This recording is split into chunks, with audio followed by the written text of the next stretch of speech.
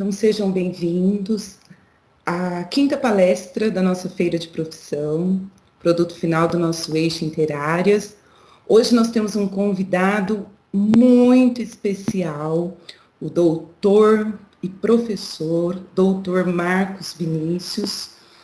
Ele foi uma indicação de uma professora nossa do SESI, que inclusive também é doutora, a Laura, certo? Obrigada, Laura, já antes de começarmos pela indicação. E é um prazer, Marcos, ter você aqui conosco hoje, tá?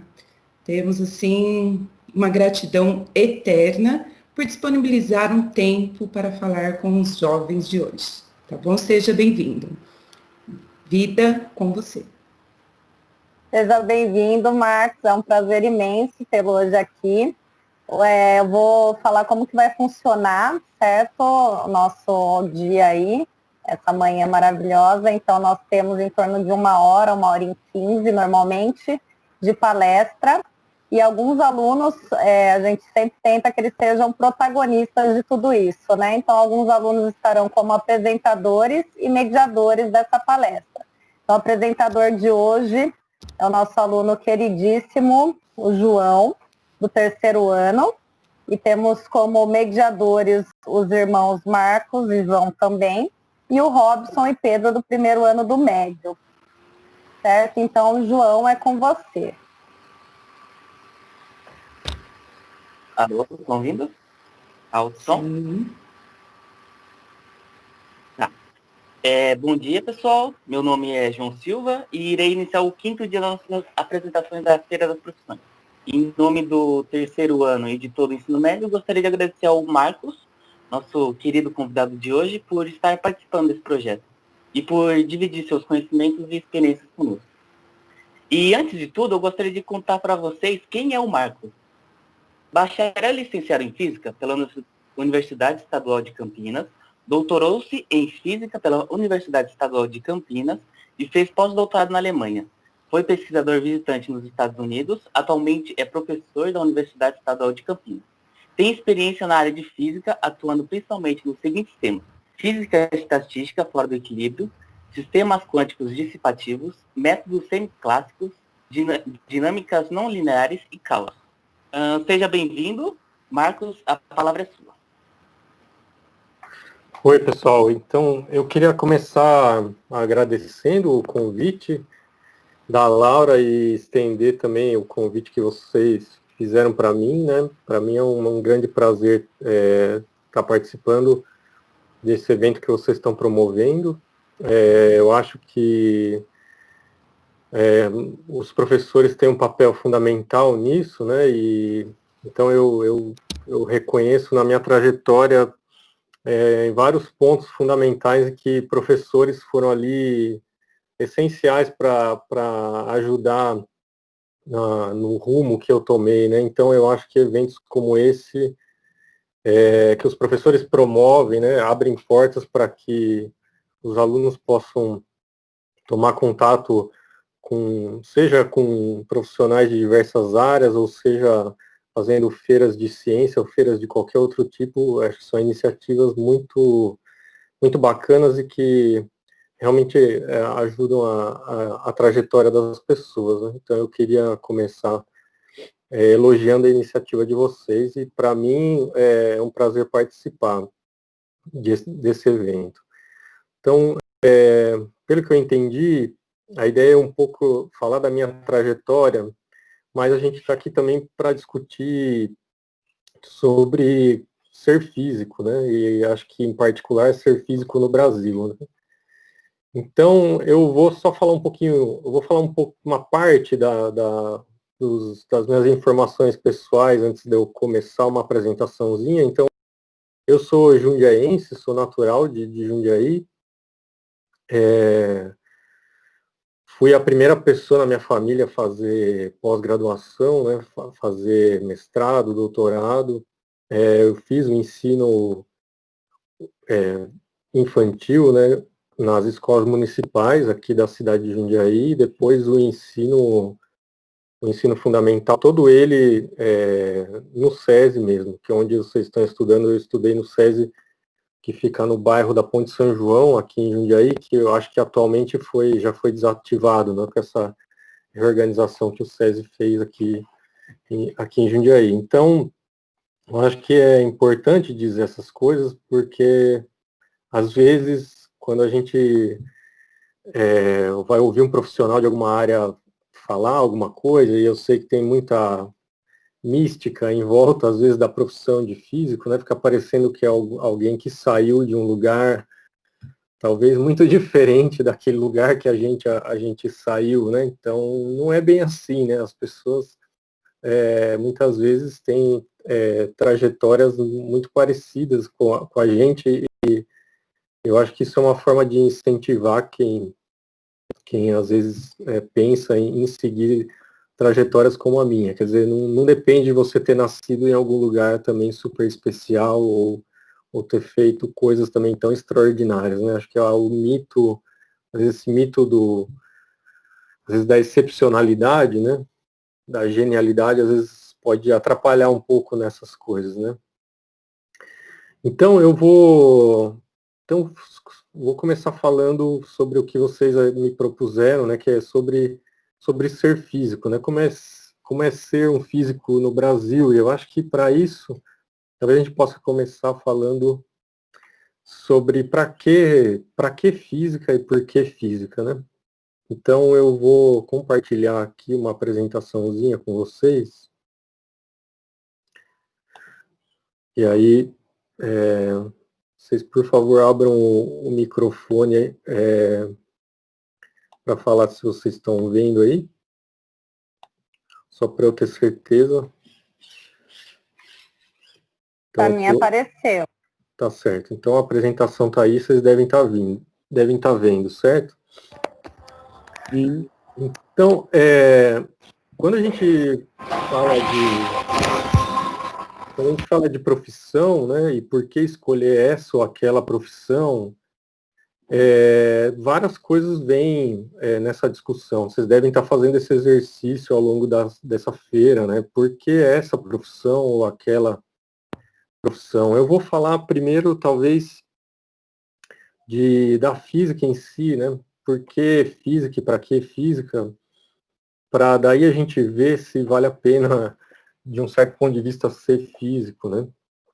A gente vive numa sociedade, na minha opinião, que trata essas questões, né, do porquê isso ou porquê aquilo de uma maneira bastante utilitarista, né? Quer dizer, você sempre tem que dizer para que serve, e esse para que serve tem que ser sempre uma utilidade prática, né? As pessoas querem ver utilidade prática nas coisas, e quando você fala de física, em geral, as pessoas têm uma reação assim de que é alguma coisa talvez muito distante do nosso dia a dia. Eu não entendo muito para que ela serve, né? A gente muitas vezes até sai do ensino médio mesmo com uma impressão de que a gente só estuda física para passar no vestibular, né? E que não serve muito para muito mais coisa do que aquilo. E aí vem aquelas frases assim de que na teoria, na prática a teoria é outra, enfim, todas essas coisas que muitas vezes levam a gente desencoraja a gente a levar a sério aquilo que a gente estuda, né, na escola. Então, eu não tenho muito uma visão assim de que a utilidade das coisas se resume praticamente a utilidade prática delas, né? Eu acho que utilidade é uma coisa que pode ser entendida de um jeito muito mais geral, mas eu vou pegar esse gancho para a gente discutir isso, né? De por que e para que a física serviria para nós, né? Então a gente pode ir lá atrás, só para começar, já que vocês devem estar estudando mecânica newtoniana aí no ensino médio, as velhas leis de Newton, né? E a mecânica newtoniana lá atrás, no século XVII, no século XVIII, teve um impacto prático muito grande, que muitas vezes a gente não leva em conta hoje em dia, né? O impacto da mecânica newtoniana prático, né, foi predizer o movimento dos astros, né? Coisa que a gente não faz mais muito hoje em dia, a gente não olha muito mais para o céu. Mas naquela época as pessoas olhavam muito para o céu porque a posição dos astros no céu era usada como sistema de navegação na época, né? Então, os portugueses, por exemplo, chegaram aqui no Brasil, eles não tinham GPS, tá bom? Eles não tinham GPS, tá? Então, como é que eles conseguiram sair, como é que eles eram capazes, né, no século XVI, de fazer as rotas que eles fizeram, né, naquela época das navegações, né? Então, observar os astros era um instrumento de navegação, então era um instrumento prático muito importante, e esse é um dos motivos, né, que a mecânica newtoniana de conseguir prever, foi pela primeira vez que a gente teve a humanidade desenvolver uma teoria que era capaz de predizer o movimento dos astros, né, que já existiam muitos dados astronômicos na época sobre o movimento dos astros, né? E a mecânica newtoniana foi a primeira teoria capaz de predizer, né, esses movimentos. E isso tem um impacto muito grande porque a posição dos astros no céu era o sistema de navegação da época, né? Era o GPS da época, né? Então, por isso, a mecânica newtoniana teve esse impacto muito forte, né, para as pessoas que consideravam a posição dos astros algo como de utilidade prática muito grande. Hoje em dia, a gente tem de fato o GPS acessível para todo mundo que tem um celular aí na mão, praticamente, né? E o que é o GPS? Para quem quiser, aqui eu coloquei esse diagraminha lá da Wikipedia, vocês podem ir nesse link aqui da Wikipedia para ler um pouquinho sobre o GPS, né? E acho que é um tema bastante legal para vocês conversarem nas aulas de física, por exemplo, né? O que é o GPS, né? Então a gente tem aqui orbitando em torno do nosso planeta, né, um conjunto de 20 a 30 satélites, tá? Esses 20 a 30 satélites compõem esse sistema de localização que a gente chama de GPS, tá? Esses satélites artificiais, eles estão orbitando em volta da Terra, em órbitas que estão basicamente a essa altura aqui, de 20 a 30 mil quilômetros de altitude, né? E o período de rotação em torno da Terra desses satélites é mais ou menos esse aqui, de 12 a 14 horas, tá? Existem vários sistemas, na verdade, existem vários GPS, tá? Então, a China tem o seu próprio sistema de GPS, então ela tem lá os seus 20, 30 satélites em órbita. A Rússia tem o seu próprio sistema, os Estados Unidos têm o seu próprio sistema e os europeus têm o seu próprio sistema. Então, você pode aí pegar 20 satélites e multiplicar por 4, você está tendo uma ideia de quantos satélites estão orbitando em torno da Terra, né? E mesmo assim, algumas pessoas se arriscam a dizer que a Terra é plana, para vocês verem que ironia, né? Então a gente tem coisa de uns 100 satélites só do sistema de GPS, né, orbitando em torno da Terra, cada um pertencente, cada grupo, né, de satélites pertencente a um desses sistemas. Além disso, o Japão e a Índia têm sistemas de localização que são regionais. O que quer dizer regional, né? Aqui eu escrevi sistemas globais e sistemas regionais. Isso significa que os sistemas de GPS chinês, russo, americano e europeu, eles conseguem dar localização em qualquer ponto do globo terrestre, em qualquer ponto. Já o sistema japonês e o sistema da Índia são sistemas que dão a localização só de uma região, só de uma parte, tá, do globo terrestre, e não do globo terrestre todo. Então, nós aqui no Brasil, a gente não tem tecnologia própria para lançamento de satélites, né? E isso é um pré-requisito para você ter um sistema de GPS próprio, né? Então, a gente não tem essa tecnologia para isso. Então, a gente, quando quer usar um GPS, no fundo, a gente está usando um desses sistemas, tá?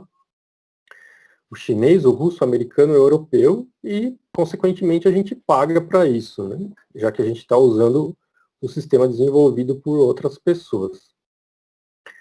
Como que o GPS funciona? Eu precisaria de um tempinho muito maior, talvez, para explicar com mais cuidado, mas eu vou tentar dar uma ideia de algumas coisas interessantes para vocês, tá?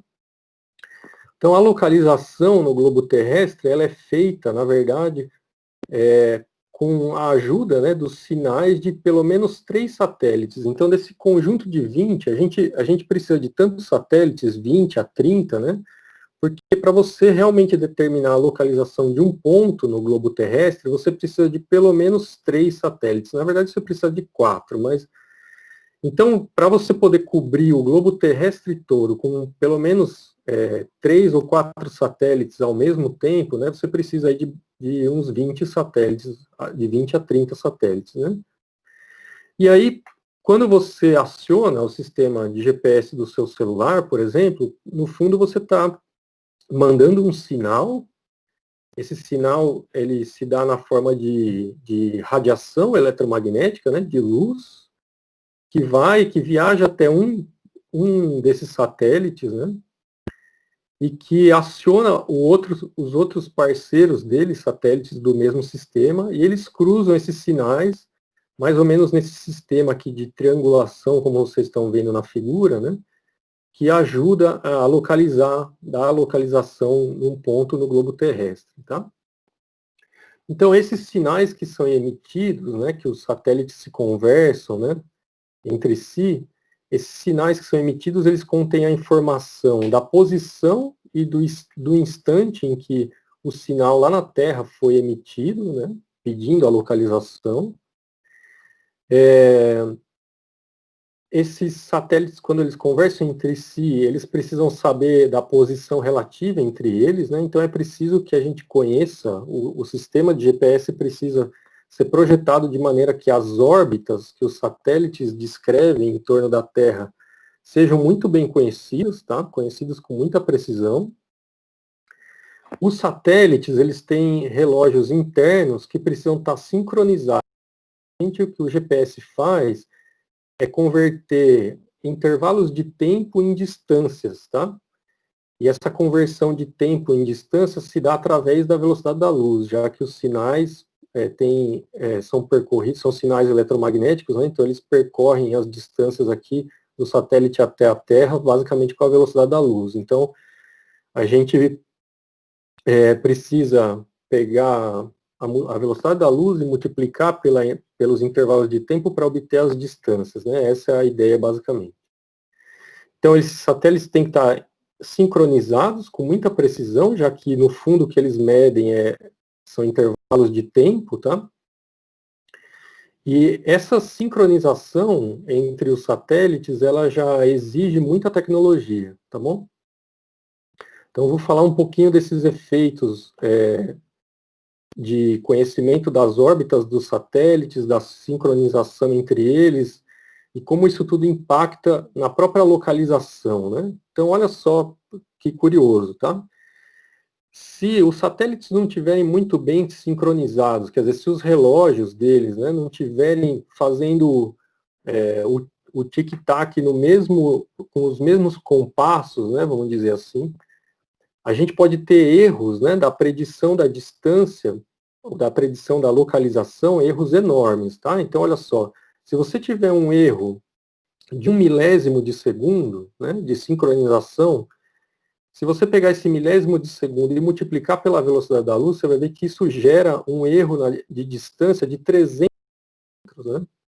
Então, daqui você começa a ver por que é muito importante que os satélites eles estejam muito bem sincronizados, né, e que o relógio que eles têm faça um tic-tac no mesmo compasso e que esse compasso seja muito preciso, porque se você tiver erros de milésimo de segundo nessa sincronização, isso implica em erros de distância, né, de 300 quilômetros. 300 quilômetros é como se você estivesse pedindo a sua localização, você está em Campo Limpo, está pedindo a sua localização no seu GPS, e o GPS cometesse um erro de 300 quilômetros, significa mandar você praticamente para o litoral norte de São Paulo, certo? Então, esse é o tipo de impacto que pode ter um erro, né, de sincronização de milésimo de segundo, tá? Então, para isso, os relógios que os satélites têm, né, os satélites que fazem parte do GPS, são os relógios mais precisos que a humanidade já conseguiu desenvolver, que são os relógios atômicos, tá? Então, relógios atômicos são relógios que funcionam a partir de princípios do que a gente chama de mecânica quântica. A mecânica quântica, digamos assim, é a mecânica que descreve o movimento de átomos, moléculas e até partículas elementares, né? Então, assim como a mecânica que vocês estão aprendendo no ensino médio descreve o movimento dos corpos que a gente vê aqui no nosso dia a dia, o carro, a bolinha de tênis, a bolinha de vôlei, quando você está jogando vôlei, né? A mecânica quântica é aquela teoria física que descreve a mecânica, ou seja, o movimento de partículas muito pequenas, como átomos, moléculas, elétrons, prótons e por aí vai. Tá? Então, esses relógios atômicos, eles funcionam a partir de efeitos que acontecem dentro dos próprios átomos, né? E esses efeitos são conhecidos ou são preditos, né, por essa teoria que a gente chama mecânica quântica, que nada mais é do que a teoria que fala como é que átomos e moléculas e elétrons se movimentam. Né? Então aqui vocês veem que no GPS a mecânica quântica entra, por exemplo, nos relógios atômicos, que estão dentro dos satélites, e esses relógios são necessários para que a sincronização, né, entre os satélites seja a mais perfeita possível, já que a gente não quer errar a localização, né, das pessoas que estão acessando o GPS por 300 quilômetros. Né?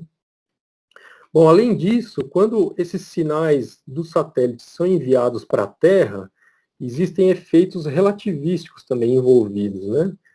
Então, quando o satélite emite um sinal, né, um feixe de luz que viaja pelo espaço até chegar aqui na superfície da Terra, o satélite está em movimento em relação à Terra, então ele emite um sinal que vai até a Terra, e o fato de que o satélite está em movimento em relação à Terra faz com que esse sinal que ele emita, né, seja perturbado, ou chegue aqui na Terra com uma diferença em relação à maneira como ele foi de fato emitido. E esses efeitos são efeitos descritos pela teoria da relatividade. Tá?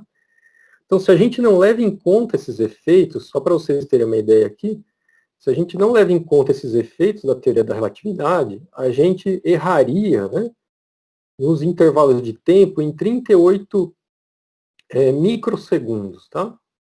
Esse erro de 38 microsegundos, ele se converte num erro de 1,2 quilômetros de distância, tá certo? Então, se você não leva em conta, em outras palavras, se você não leva em conta esses efeitos, né, da teoria da relatividade nos sinais que os satélites do GPS emitem, você pode ter erros na sua localização de 1 quilômetro, o que é bastante, certo? A gente sabe que o GPS é mais preciso do que isso, né? Então, 1 quilômetro, por exemplo, para mim aqui, que estou próximo moro praticamente no centro de Jundiaí, 1 quilômetro é a diferença entre eu estar aqui ou até no Paço Municipal, ou no Maxi Shopping, por exemplo, aqui perto da minha casa. Né? Então, é um erro, na nossa escala do dia a dia, é um erro bastante grande. Né? Além disso, as órbitas dos satélites, né, elas têm que ser muito bem conhecidas, e essas órbitas elas são projetadas, né, usando a mecânica newtoniana e a gravitação universal newtoniana que a gente aprende na escola, né, que a gente aprende no ensino médio. Então eu estou mostrando aqui para vocês quanta física, na verdade, tem por trás do GPS que você pode acionar aí no seu celular, quando você quer sair de um lugar e ir para outro lugar que você não conhece. Né? Então, a precisão com que o GPS dá a localização para nós, né, que é uma precisão da ordem de dezenas de metros, assim, ou até um pouco menos, né, ela só é possível, né, essa precisão só é possível porque existe tecnologia muito avançada sendo usada nesse sistema de localização.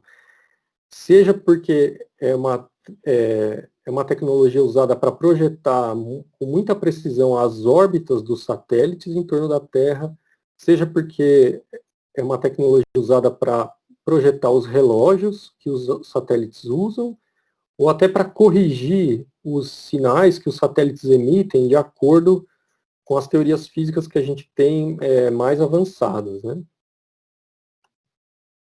Então, isso leva a gente a fazer uma reflexão que eu proponho para vocês, que é a seguinte: será que é possível, então, existir tecnologia avançada? E tecnologia avançada é o que todo mundo sempre quer, né? Hoje em dia, no dia a dia. Você quer comprar o próximo celular, que é capaz de fazer muito mais coisa, que tem muito mais capacidade de armazenamento. Então, será que é possível existir tecnologia avançada sem ciência avançada? Então, essa é a pergunta. Será que é possível existirem profissionais que desenvolvem tecnologia avançada sem que eles tenham conhecimento de ciência avançada? Será que é possível a gente enfrentar os problemas do nosso tempo, né, sem ciência avançada? Então, esse exemplo do GPS causa, na minha opinião, essa reflexão, né, que faz a gente pensar se é possível ter essa tecnologia tão avançada que todo mundo quer, né, todo mundo quer ter na palma da sua mão, sem que exista ciência avançada. Será que os profissionais que projetaram esse sistema de localização moderno, né, o GPS, que substitui o movimento dos astros lá do século XVIII, XVII, será que eles eram profissionais que não sabiam física, né?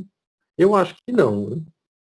Então, desse ponto de vista, eu acho que fica muito bem explicado por que e para que física, né? Então, eu acho que, voltando aqui, esse exemplo do GPS realmente faz a gente pensar o quão é necessário a gente ter conhecimentos avançados de ciência para a gente poder ter conforto, né, ter tecnologia avançada, né? Então, eu acho que depois de apresentar esse exemplo, talvez fique assim super óbvio, né, para quem topou a reflexão que eu fiz, de que, pô, física é sim muito útil e mais útil ainda ser físico, né? Porque se o físico é o cara que sabe desenvolver o relógio atômico, se o físico é o cara que sabe os efeitos que a teoria da relatividade prediz, né? Então é muito importante, é muito importante a gente ter profissionais dessa área formados, né, na sociedade. Só que aí você olha em volta aqui no Brasil e fala, cadê então os físicos, né? Cadê os físicos?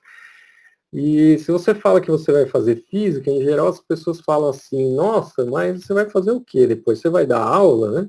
O que é um comentário que é duplamente ruim, né? Porque primeiro é aquela velha história, despreza o trabalho de professor, né? Quando fala, nossa, você vai dar aula, né? Então trata a função, né? O ofício de professor como alguma coisa menor, né? Como se não fosse nem trabalho, né? E também parece que reduz aquilo que você pode fazer. Então, ser físico parece uma coisa assim que não é bom negócio, né? E aí você olha e você, de fato, constata que aqui na nossa sociedade brasileira, a gente não vê físicos muito por aí, né? E por quê, né? Quer dizer, se você... É um contraste muito grande, né? Esse exemplo do GPS e você fala, poxa, não tem físicos por aí trabalhando. O que acontece, né? Qual que é a questão aí? Então, eu vou dar um pouco a minha opinião, a minha visão sobre isso, né? A gente vive, em particular aqui no Brasil, uma situação de leis, né, que dificultam um pouco a atuação do profissional físico, né? O que eu quero dizer com isso, né? Aqui no Brasil existe uma legislação que faz reserva de mercado. Reserva de mercado significa o seguinte: existem leis que protegem certas áreas de atuação para determinadas profissões. Então, isso está por trás dos conselhos, né? Então, existe o famoso CREA, que é o Conselho dos Engenheiros, existe o CRM, que é o Conselho de Medicina. Esses conselhos que têm um papel de fiscalização da atuação desses profissionais, eles também acabam tendo um papel aqui no Brasil, que é de fazer com que existam leis para proteger os profissionais que eles representam, né, na sua área de atuação. Então, por exemplo, aqui no Brasil, se você for um físico e você souber mais coisa que um engenheiro, se você não tem esse certificado que é chamado de CREA, você não pode assinar certos documentos, né? E aí, se você não pode assinar esses documentos, por exemplo, laudos, né, perícias, você simplesmente não é contratado, porque a empresa fala, não, eu quero um profissional que assine os documentos, né? Mas aí você não pode assinar, então a empresa não te contrata, entendeu? E isso é por causa da legislação que a gente tem no Brasil. Em vários outros países não existe esse tipo de legislação de reserva de mercado. As pessoas competem, né, no mercado de trabalho no mesmo pé de igualdade, os físicos com os engenheiros, com os matemáticos, e que vença o melhor, né? Aqui no Brasil não é assim. Então isso dificulta a atuação de alguém formado em física, né? Restringe muito as áreas de atuação, porque o físico poderia estar atuando em lugares onde o engenheiro elétrico atua, onde o engenheiro mecânico atua, e isso não acontece porque existe essa legislação aqui no Brasil, que acaba limitando muito as áreas de atuação do físico. Outro problema que a gente tem aqui no Brasil é que a gente tem poucas indústrias, né, poucas empresas que têm setores de pesquisa e desenvolvimento, que seria um lugar onde o físico se encaixaria muito bem, né? Então, em várias multinacionais, por exemplo, você vê em fora do Brasil que elas têm setores de pesquisa e desenvolvimento. As empresas que estão fazendo, de fato, algo de ponta, né, algo que está ali realmente na fronteira da tecnologia, elas têm setores de pesquisa e desenvolvimento. E isso é muito pobre aqui no Brasil, né? Então, quando passei um tempo na Alemanha, eu via lá o pessoal acabar o doutorado em física e na semana seguinte ser contratado pela Siemens, pela Bosch, né, pela Osram, que são companhias que a gente tem acesso aos produtos deles aqui, né? Mas eles fazem pesquisa lá nas sedes, né? Então aqui alguém faz doutorado em física, você fala, nossa, que futuro que essa pessoa tem, né? Só pode ser o futuro acadêmico, por exemplo, ser professor nas universidades, né? Ao passo que em outros países a pessoa faz doutorado em física e ela é contratada na semana seguinte em empresas como essas, né?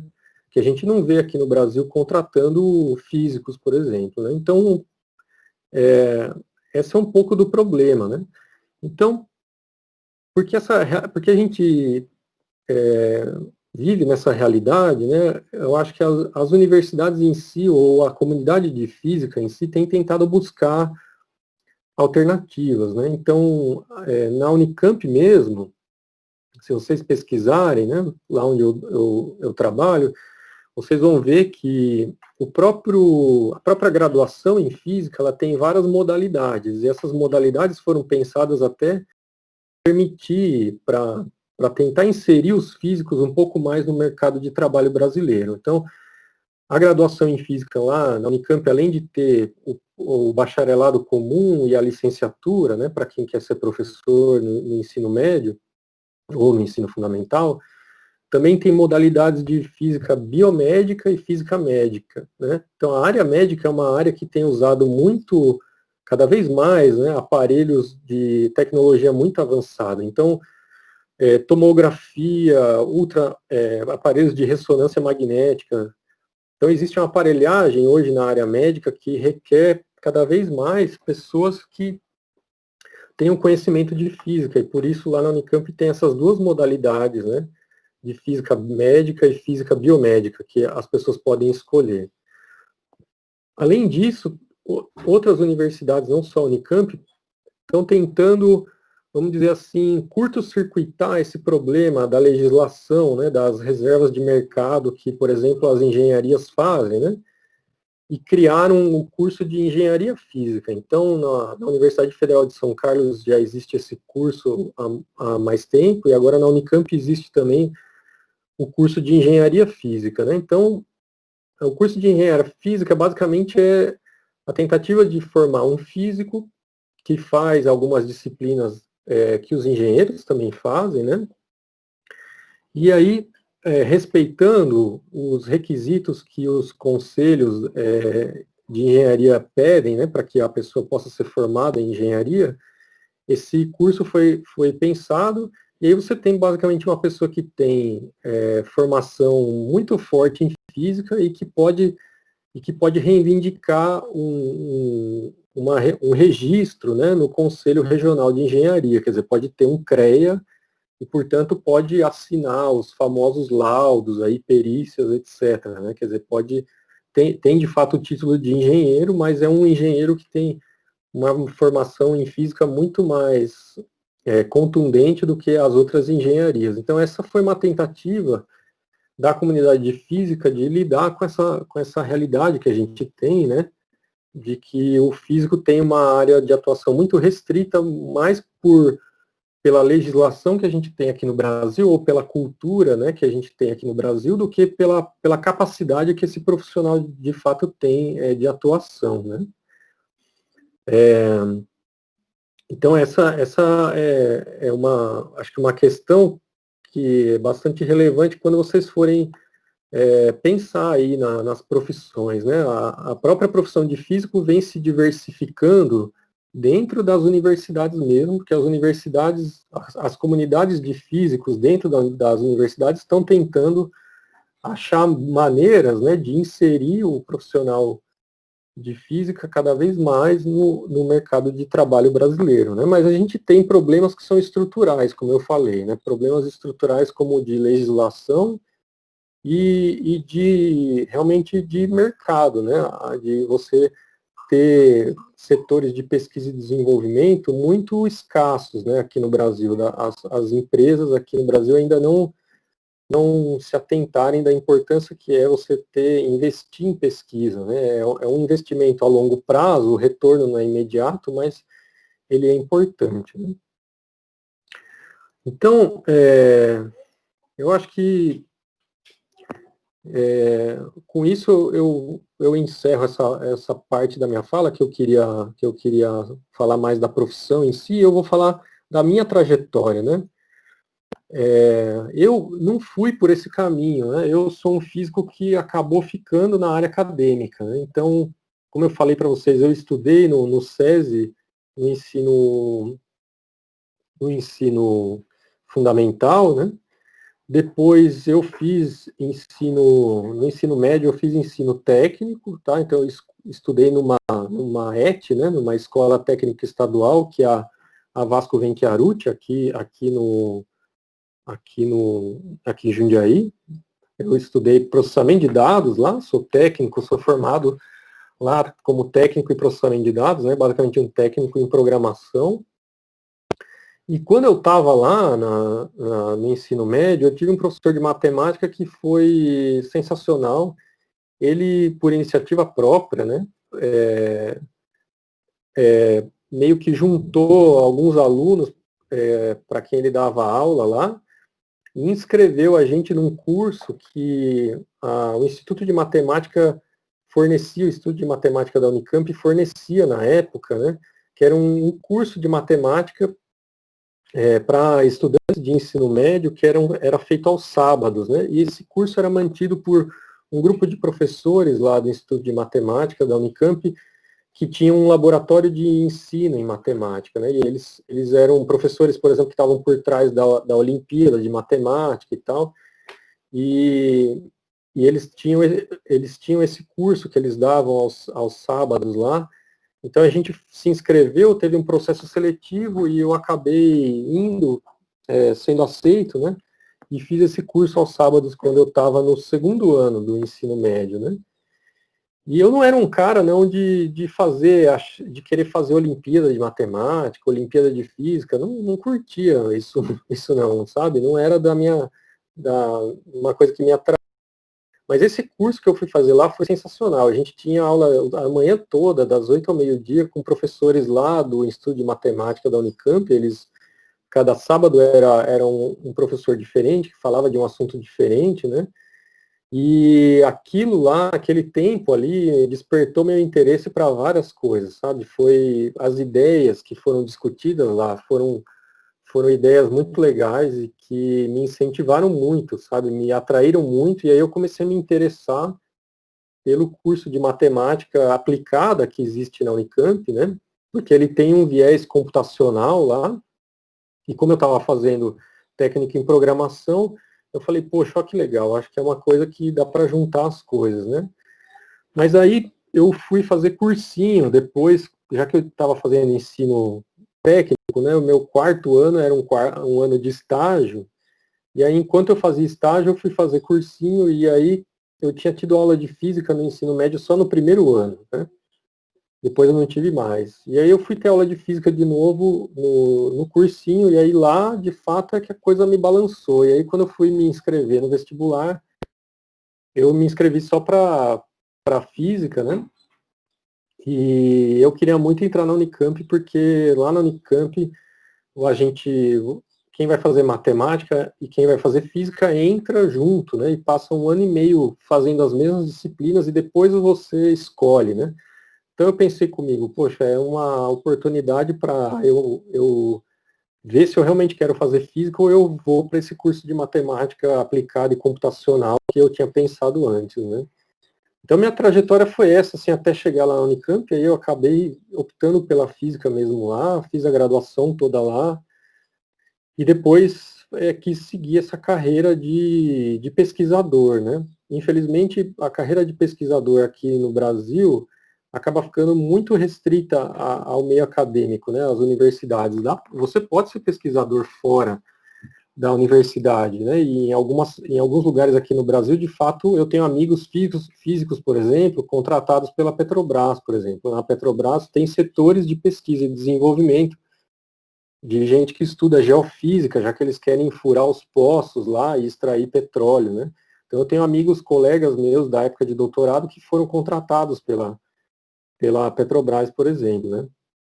Mas fazer pós-graduação, mestrado e doutorado é alguma coisa que era para seguir carreira de pesquisador, e ainda é aqui no Brasil, basicamente só ali nas universidades, né? Já que as empresas não contratam muita gente com pós-graduação para fazer pesquisa dentro das empresas, né? E a própria, era a profissão de pesquisador, na verdade, que me atraía, né? E de pesquisador em física. E aí, eu fui continuando nesse caminho, eu fiz doutorado, fiz uma parte do doutorado fora do Brasil, que foi muito bom, porque você sai do Brasil e você vê outra realidade, você vê que a vida pode ser diferente em alguns aspectos, né? E traz isso para cá e tenta implementar isso aqui, e eu fui seguindo essa trajetória, que depois tem essa história de pós-doutorado, e enfim, eu acabei voltando para a Unicamp, então estou na Unicamp desde 2013 como professor lá, né?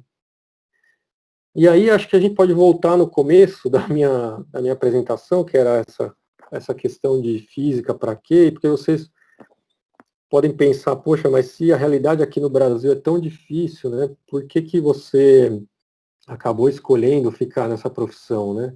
Se ela é tão pouco valorizada aqui no Brasil, a gente está vendo, principalmente nos momentos atuais, né, como nós aqui no Brasil somos uma sociedade que dá muito valor, muito pouco valor, né, para a ciência, né, ou para os cientistas, né, e como a gente dá muito pouco valor para a educação também. Então você pode pensar, poxa, né, para que eu vou brigar com isso, né? Não é muito mais fácil ser advogado, engenheiro, médico, né, que são as profissões assim sempre mais procuradas, né? E aí vocês podem perguntar se eu não me arrependo, né? E eu acho que a minha resposta é que eu não me arrependo não, porque eu tenho coisas na minha profissão que me dão prazer, mas elas não são medidas em cifrões, entendeu? Eu acho que isso que falta um pouco para a gente também. A gente tem um pouco mais um olhar para a vida, ou para o sucesso da gente na vida, ou para o nosso prazer na vida, menos em função do dinheiro e mais em função a outras coisas, né? Eu vou dar um exemplo que eu acho que para vocês que estão no ensino médio, adolescentes, é muito talvez marcante, né? Mas essa é uma época da nossa vida, pelo menos para mim foi, quando a gente é adolescente, que muitas vezes a gente passa por variações, assim, por estados emocionais muito abruptos, né? E às vezes a gente está escutando uma música e aquela música às vezes é capaz de motivar a gente ou levar a gente para outro estado emocional, né? Então é realmente isso que eu estou falando. Como esse exemplo da música, né? ou de uma peça de teatro, ou que a arte pode provocar na gente, né, como mudança de estado de espírito, como motivação, é uma coisa que a gente deveria levar mais a sério, para a gente ver que a gente não se alimenta só do que o dinheiro pode pagar, a gente se alimenta de outras coisas também, né? Então, o meu trabalho, por exemplo, eu não trocaria nunca por um trabalho operacional, em que eu tenho que fazer a mesma coisa todo dia, ficar lá assinando a mesma papelada todo dia. Meu trabalho, cada dia é uma coisa diferente, entendeu? Tem dias que dá certo, tem dia que não dá certo, eu tenho sempre que aprender alguma coisa nova, diferente, às vezes a gente passa por dificuldades enormes tentando entender uma coisa, e quando a gente entende, quando a gente chega num momento que a gente consegue entender aquilo que a gente estava tanto tempo pesquisando ou tentando entender, a gente tem um sentimento de prazer que preenche a gente, que eu falo para vocês que salário nenhum paga isso, entendeu? Não é um prazer que dá para você converter em quantos reais, entendeu? Isso vale, né? É alguma coisa que faz tudo valer a pena e que não é possível de ser convertido em dinheiro, né? Se a gente realmente ficar olhando só para o aspecto financeiro, né, e nortear nossa vida só por isso, realmente talvez ser físico no Brasil, especialmente, não é talvez a melhor opção. Mas se a gente abrir a nossa cabeça para outros aspectos da vida, né, eu acho que ser físico é uma profissão que pode trazer muita alegria, muito prazer e muitas experiências diferentes, né, do que simplesmente o que muita gente faz, que é pegar o canudo, depois que se forma na faculdade, botar o canudo debaixo do braço e arrumar um emprego e só fazer aquilo que aprendeu lá atrás pelo resto da vida, né? É só girar uma manivela, talvez, e ficar repetindo coisas que aprendeu há 20, 30 anos atrás, né? Então, eu acho que a profissão de físico tem essa dinâmica, se você estiver trabalhando como pesquisador, né? E eu acho que é essa a mensagem que eu deixo para vocês, tá bom? Então, era isso. Com isso, eu passo a palavra para os mediadores, para a gente continuar o papo.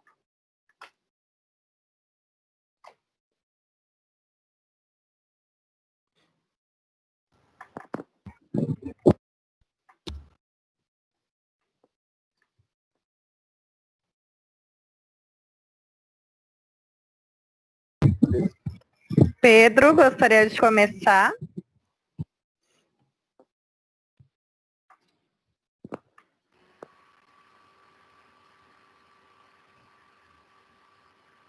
Opa, começo sim, sem problema.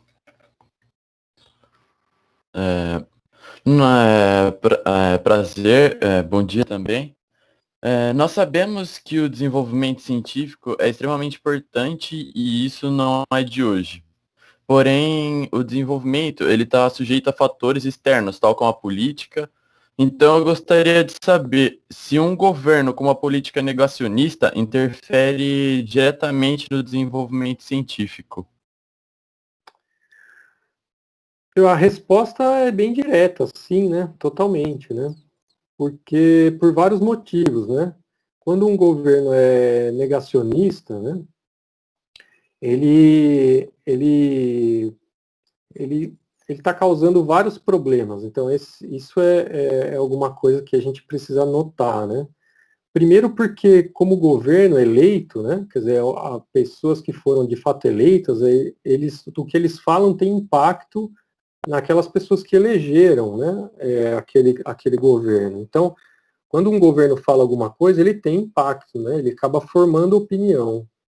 Então, esse é o primeiro impacto que você causa quando você tem uma atitude negacionista. Você passa essa mensagem para aquelas pessoas que te elegeram, né? Então você forma opinião, então você acaba propagando aquela ideia negacionista para a sociedade. Depois você dificulta, você pode, sendo negacionista, você pode então dizer, olha, para que eu vou então, eu como governo, investir, né, no desenvolvimento científico. Então, você tem um impacto direto que é falar, olha, não vou investir, né, porque eu não acredito nisso. Então, esse é um outro impacto direto. Então, acaba acaba reduzindo o financiamento e acaba sabotando, né, o desenvolvimento científico através dos recursos que o governo deveria investir e acaba não investindo, né? E torna depois o trabalho do próprio cientista, que daí está numa situação de trabalho complicada, né?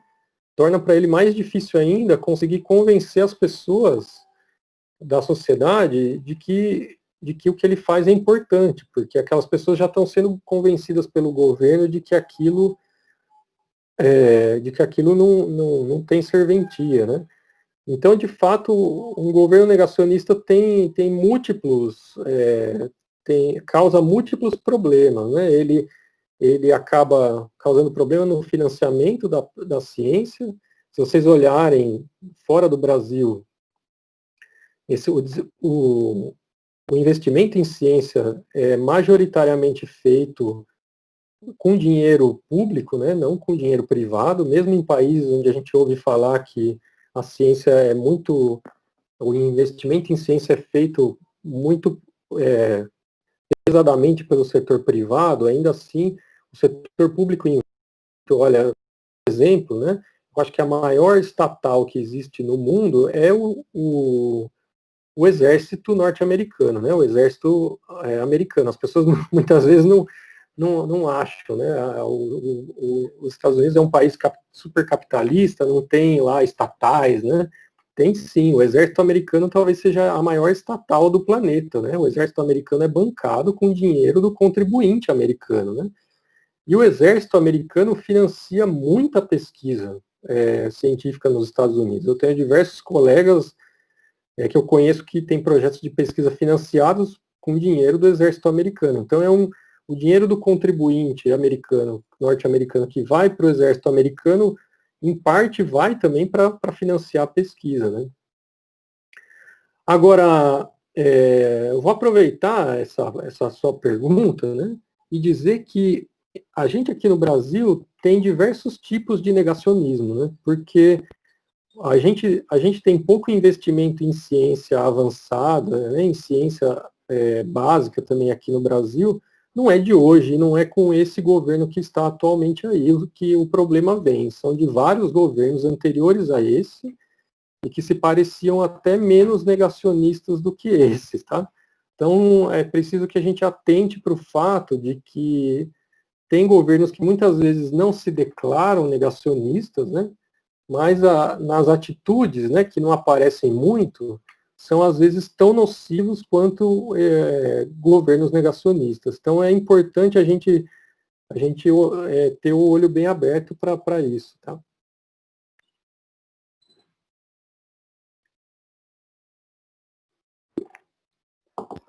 Gêmeos, querem fazer uma pergunta? Podem aproveitar e fazer a pergunta do Maurício do chat também, por gentileza.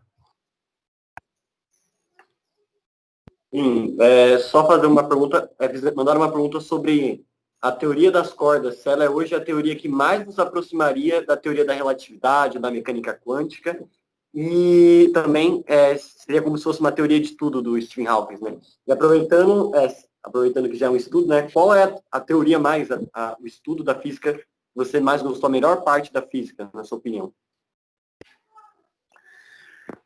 Bom, essa última parte eu acho que é a mais difícil de responder.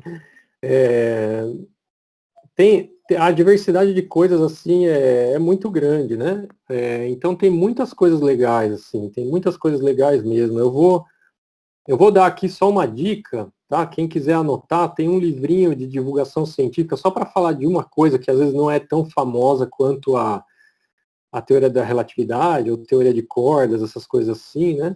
Mas tem um livrinho de divulgação científica que chama Será que Deus joga dados? A nova matemática do caos, que fala sobre essa história que é chamada de teoria do caos, né, ou sistemas caóticos, né?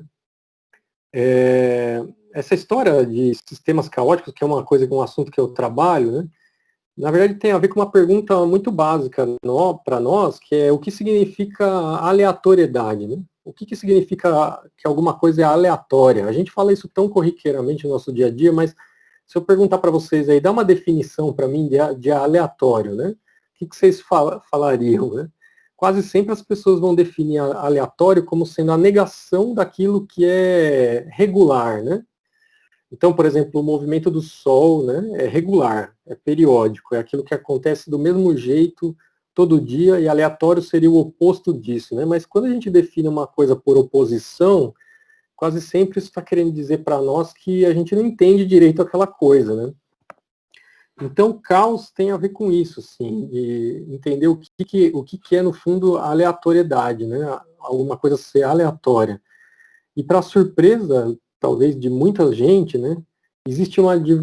Não existe só aquilo que é considerado periódico ou regular, como o movimento do Sol, né?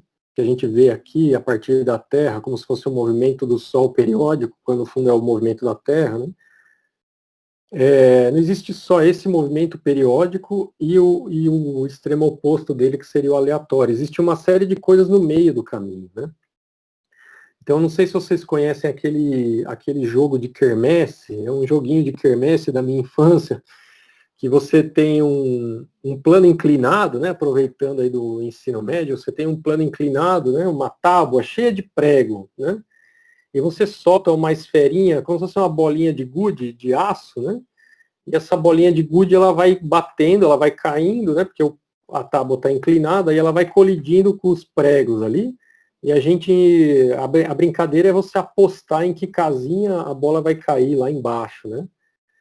Então a gente aposta, então dá a impressão que isso é um fenômeno aleatório, né? E na verdade não é. O fenômeno não é aleatório. A todo momento ali, a bolinha tem uma colisão com o prego, né? E essa colisão, se eu sei a velocidade inicial da bolinha e eu sei a posição em que ela bate no prego, eu sei predizer exatamente qual vai ser a posição dela depois da colisão, né? Então é uma coisa que no fundo é determinística, mas tem como resultado final uma coisa que parece aleatória, né? Então isso é super intrigante e é uma coisa que eu acho super bacana. Sobre a outra parte da pergunta, que tinha a ver com essa história de teoria de cordas, isso é um assunto bastante complicado, eu vou tentar dar uma ideia, talvez, para vocês do que isso significa, né?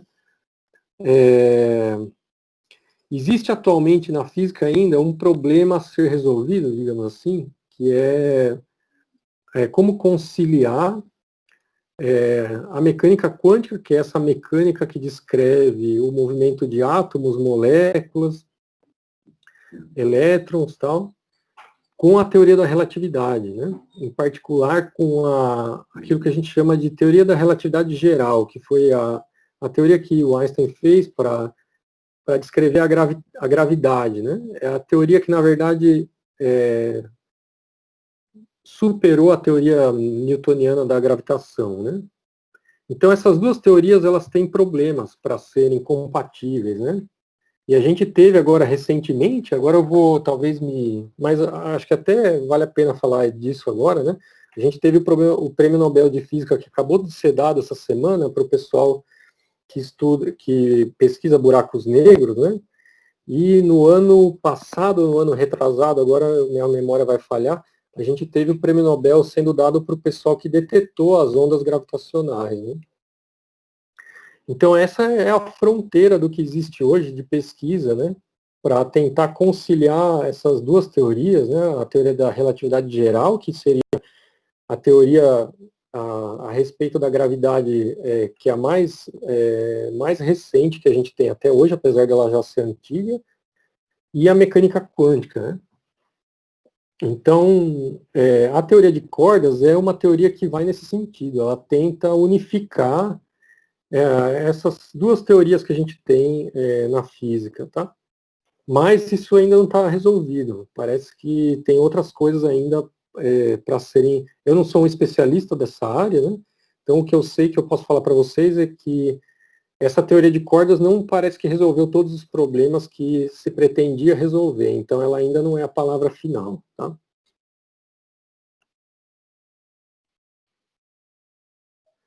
Tem alguém aparecendo aqui com a mão levantada, eu não sei, mas acho que é os meus mediadores que tem que ver aí, né? Isso. Robson, pode ver para a gente. Tem perguntas? Em primeiro lugar, bom dia a todos, né? E eu gostaria de agradecer bastante a você por essa palestra que você tem nos dado. E eu gostaria de fazer a seguinte pergunta. Você poderia nos dizer, assim, se as constantes físicas do universo, elas são realmente constantes ou são mutáveis? E é possível verificar isso por meio de algum experimento científico? Legal, boa pergunta. Então, essa é uma discussão antiga na física, né? E pelo que eu sei, não existe realmente uma resposta final para isso ainda, né? Porque exige que a gente realmente registre, né? A gente registre dados experimentais por tempos muito longos. O que se tem até hoje, por exemplo, eu vou pegar um exemplo, talvez eu ia falar mais palpável, mas acho que não é tanto assim. Mas, por exemplo, na própria mecânica quântica existe uma constante fundamental, né? E existe um efeito da física quântica que chama efeito fotoelétrico, que foi o efeito que inclusive deu o prêmio Nobel de Física para o Einstein, né? Que quando a gente faz esse experimento, né, o experimento do efeito fotoelétrico, que é basicamente você jogar luz no metal, por exemplo, no material, e ver que você consegue arrancar elétrons do material quando você joga luz lá, e você mede a energia desses elétrons, né, você consegue, através do efeito fotoelétrico, medir a razão de duas constantes fundamentais, né, que é a constante de Planck e a carga elementar do elétron. Né. Então, esse é um experimento que a tecnologia para fazer esse experimento hoje é super tranquila, né? Não é mais alguma coisa muito cara, como era no começo, no meio do século XX. Então, você consegue medir a razão dessas duas grandezas. Você pode fazer um experimento simples e medir a razão dessas duas grandezas. E o que as pessoas têm visto é que isso tem permanecido constante. A gente já tem um século aí da teoria quântica já. E nesse um século, essas constantes continuam as mesmas, né? Então, eu acho que esse problema está em aberto ainda e eu não teria uma resposta para dizer, e eu só além dessa, né, de dizer que até onde as pessoas conseguiram verificar, essas constantes têm permanecido constantes, e as pessoas usam essas constantes como constantes hoje em dia em pesquisa, com certeza, né?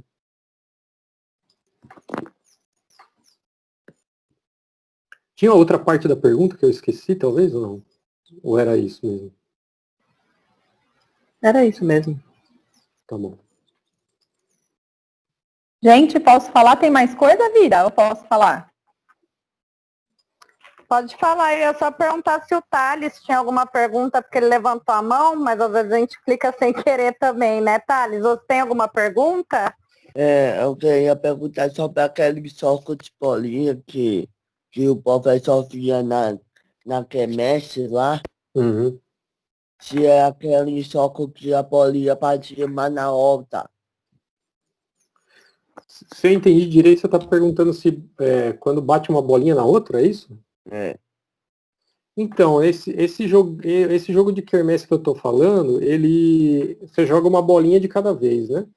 Então a brincadeira é que você solta uma bolinha lá do topo lá do plano inclinado e você tem na tábua ali desse plano inclinado um arranjo de pregos, né? Então a bolinha vai descendo, pensa numa bolinha de gude aí de metal, ela vai descendo e vai batendo nos pregos até chegar lá embaixo. Então a gente não, se eu não entendi sua pergunta, a gente não jogava mais que uma bolinha junto, assim, era uma bolinha por vez, você apostava, ó, vai cair aqui na casinha de número 3, por exemplo. E aí a pessoa soltava a bolinha lá e a bolinha descia quicando e caía numa das casinhas no final e você levava o prêmio da quermesse ou não, entendeu? Mas era uma bolinha de cada vez, né? Não é um jogo de bilhar mesmo, que você tem mais que uma bolinha e uma bolinha batendo na outra, né? Então não é o soco que eu tô pensando, não. Ah, entendi.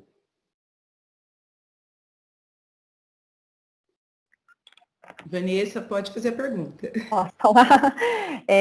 Boa tarde. Bom dia. Eu já tô louca, gente. Tô aqui na escola, já tô louca. Sou a Vanessa, professora de Física.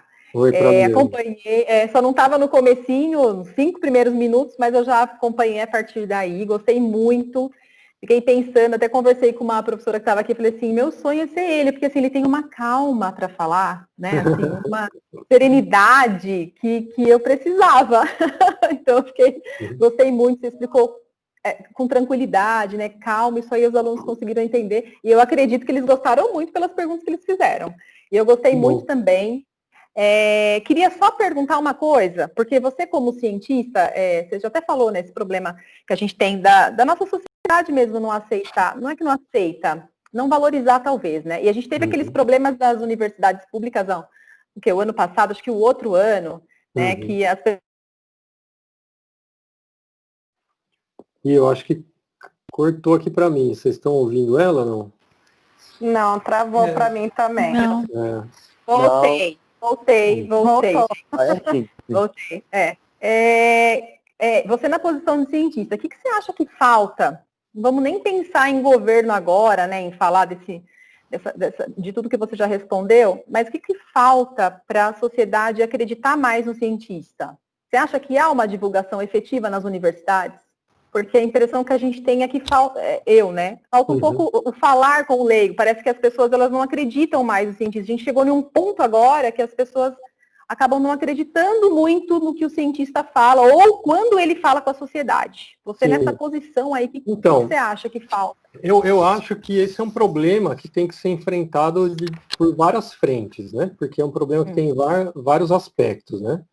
Então, eu vou começar falando da parte que cabe a nós aqui. Nós, quando eu digo eu, meus colegas que estamos lá dentro da universidade, e vou fazer uma autocrítica, né? Porque, de fato, tem uma parte do problema que diz respeito aos próprios acadêmicos, né? Aos próprios cientistas que, muitas vezes, se acomodam em ficar no trabalho que eles fazem, né? Como todo profissional faz, né?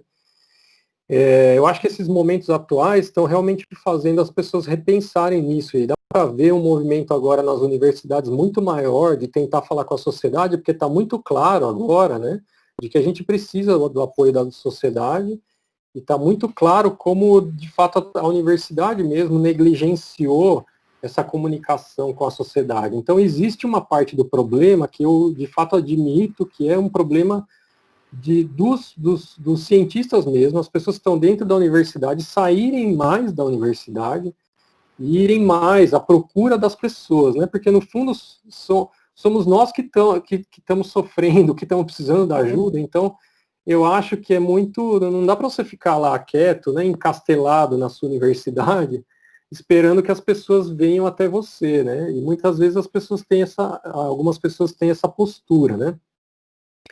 Então, eu acho que essa autocrítica precisa ser feita, né? As pessoas no meio universitário precisam reconhecer que elas precisam ir mais para fora da universidade e buscar mais contato com as pessoas, né, na sociedade. Mas, como eu falei, é um problema que tem vários aspectos, né? A gente também, eu acho que outra coisa que impacta muito é a nossa cultura escolar, né? Então, a gente, por exemplo, quantas vezes, por exemplo, eu na escola visitei um museu científico? Eu vou falar para você, zero. Zero. Na minha trajetória escolar toda, eu nunca tive um passeio para um museu científico. A minha filha, por exemplo, estuda aqui em Jundiaí e está na rede municipal, né, de ensino, e a escola, por exemplo, que ela estava até o ano passado, fazia vários passeios, assim, mas nenhum deles era para levar a molecada em museu, nenhum, né? Então, assim, a gente não tem uma cultura escolar que também busca esse contato. A gente também não tem museus também em grande número, né, à disposição. Então, o museu, por exemplo, é um lugar que permite esse contato, né, da sociedade com o mundo acadêmico de um jeito um pouquinho mais próximo, né, das pessoas comuns, né? O museu é esse lugar, né? E a gente tem uma carência enorme desses espaços aqui no Brasil, né?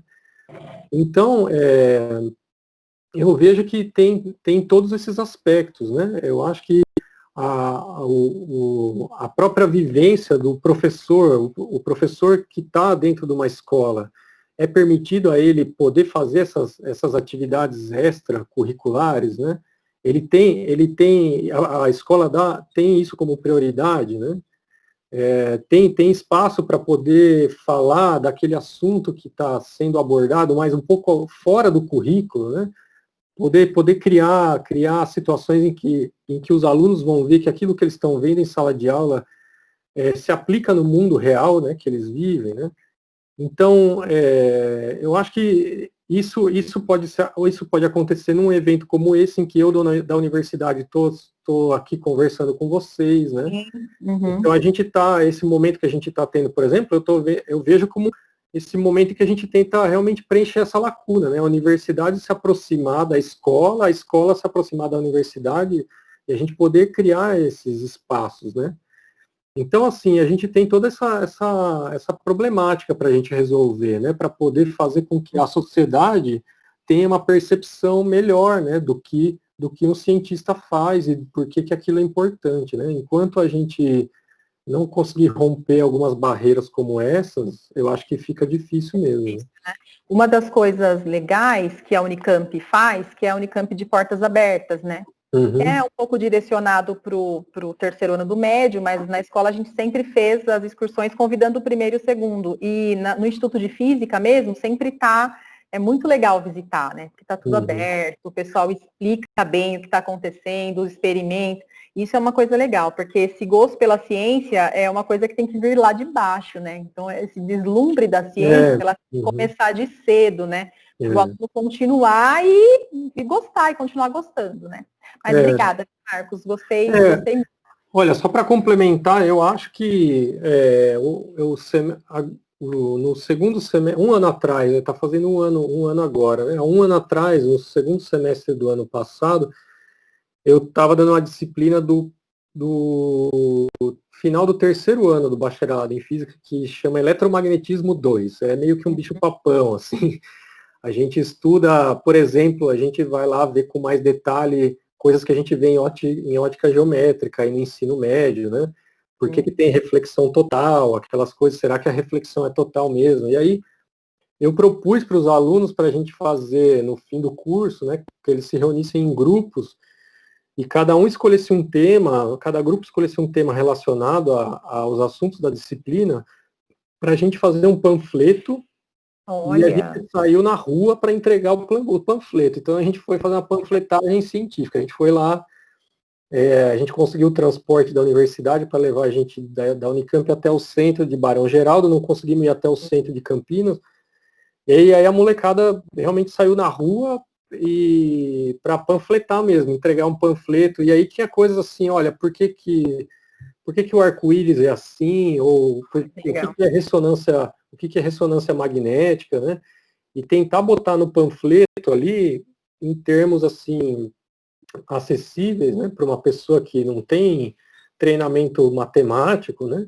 O que aquilo quer dizer. Então, acho que a universidade precisa ter iniciativas como essa, assim, né? E ainda mais um curso de bacharelado, né? Porque o bacharel parece estar mais isolado ainda de quem faz licenciatura, né? O pessoal de licenciatura é um pouco mais de humanas, assim, né? E o bacharel não. Muito legal, nossa, amei a iniciativa. Perfeito mesmo. Travou para mim, gente? Não voltou? Voltou, Fernanda. Para mim deu uma... O meu tá caindo toda hora. Ah, então, o meu tá ruim também. Acho que o dele parou, o dele travou. O dele acho que travou. Eu acho que ele deve ter caído, será? Será que caiu e volta? Ah, o meu... Pode ser, ele falou que estava ruim a conexão, né? Será que alguém tem mais perguntas? Eu tenho, mas vou já podia... Chega, já deu. Pode perguntar, Vanessa, é o seu momento. Não, foi ótima discussão já, adorei. Nossa, essa ideia que ele deu agora, amei. De panfletar, né? Você já está até pensando no ano que vem, né? É nós no centro de Campo Limpo, meninos. Eu já adorei também. Nossa, só peguei pra mim. Não tá entendendo? Sabe que eu tive uma matéria, né, agora em iniciação científica, de divulgação científica na Unicamp, no mestrado também. E a gente tinha que fazer meme da maneira que tem a fake news, só que com fato news. Foi legal também. E mandar, né? E mandar para todos os grupos de família, grupo de amizade, e mandar com fato news. Foi massa também. Tem essa ideia, só não vamos fazer agora só por causa disso. Será que a gente vai precisar encerrar, gente? Então, eu acho que vai ter que encerrar sem agradecer a ele, hein? Ai, que pena, mas ele deve ter caído mesmo. Olha lá. Deixa eu mandar um WhatsApp para ele perguntando? Isso, pergunta lá, Laura. Por gentileza. Que pleno, né? Calmo. Nossa. Super. Tranquilo, né? Minha indicação, gente. Completa os outros, que nem